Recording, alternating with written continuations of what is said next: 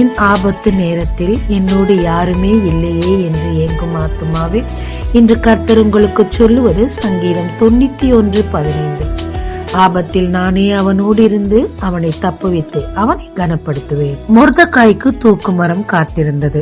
ஆனால் ராஜாவின் நித்திரையை கலைத்து தேவன் அதே நாளில் யார் அவரை தூக்கிட நினைத்தார்களோ அவர்கள் மூலமாகவே அவரை கனப்படுத்தினார். நல்லா இருக்கும் போது நண்பர்கள், உறவுகள் நம்மள சுத்தி சுத்தி வருவாங்க. ஆபத்து வந்தா காணாம போயிருவாங்க. கவலைய விடுங்க. நீங்க கரம் பிடித்த கர்த்தர் எல்லா சூழ்நிலையிலும் உங்க கூட தான் இருப்பார்.